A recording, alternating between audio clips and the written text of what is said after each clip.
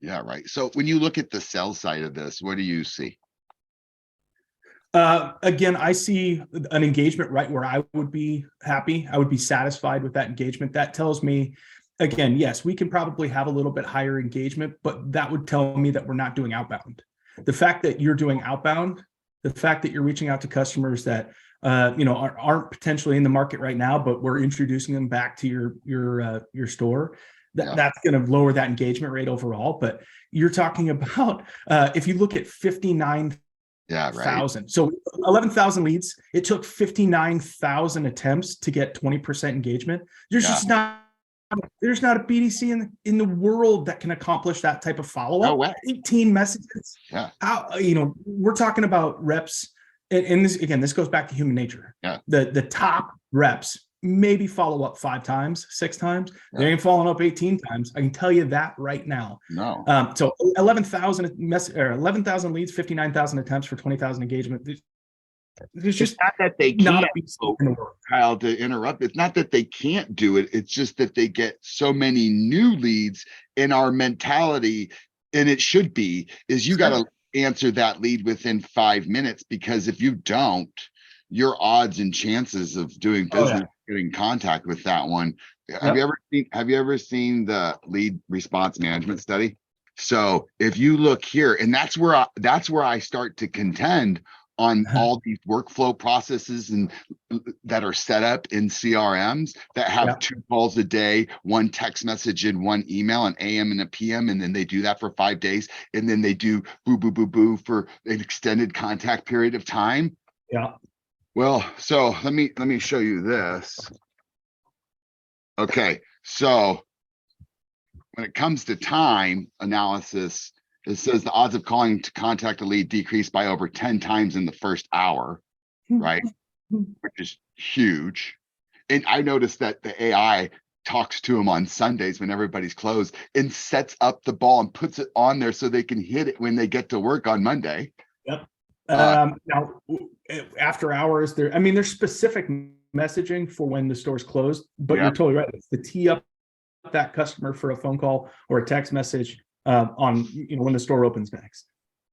Can you read this for me? The top line. Yep. Do additional call attempts after 20 hours actually turn people off to the point they actually hurt your chances of doing business. Can you warm them up again with different forms of media other than the phone? Yeah, exactly. So now here we are, 5 minutes versus 30 minutes. So within the first, after 5 minutes to 10 minutes, look at your odds of chance of contacting a customer. That's much lower. And that's by a human being trying to do that. And we as an industry allow 15 minutes. That's like our rule of thumb, isn't it? Industry average says to contact a customer within 15 minutes. And then they set them up to call them how many times? 2 times a day for 5 days, and set up all these click to activities.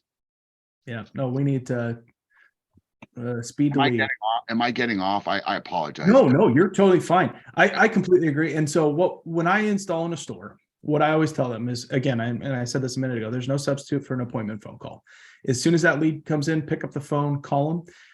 What I will say is we put a short delay on Conversica, in most cases, 8 to 10 minutes, 10 minutes. And what that does is that gives your reps enough time to pick up the phone, set the appointment, mark a status in their CRM, tell the assistant whether or not you've gotten that appointment, and then it'll follow up from there. So it's designed to work around your team, but you're absolutely right. That phone call needs to happen right away. Yeah. And and I honestly, that's what I like about, and I hate to share my secrets here, but that's what I like about it, is even letting it fire off right at the get, because what it does is it stops their shopping process. It slows down the customer because they know that we're going to respond. It did it in a polite way and in an engaging way where the customer responds. I don't see that type of email correspondence after that 8-9 o'clock a.m. hour.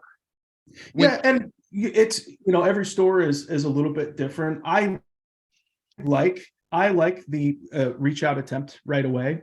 I just want to make sure that we're not stepping on the toes of the reps from a Conversica standpoint. But then look what happens though after 5 minutes.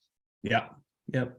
here, and if you, I don't know if you're familiar, are you familiar with Vin Solutions? Mhm. Yep. Okay, so they have this thing, it's called active leads without future follow-up. Have you ever seen that? Are you pull? Oh, sorry. I thought you were pulling up. No, I tell me. am. I'm trying to hide the dealer name. I'm not having any luck there. But let me just tell you, I pull up their active leads without future follow-up. There are 882 opportunities that are Yep. in there that have had two-way conversation with whether it be with a salesperson, it be appointment set, that didn't show up, whatever the disconnect is with the workflow process to not be able to schedule the activities to follow up with these people, then the AI jumps in Yeah, for sure.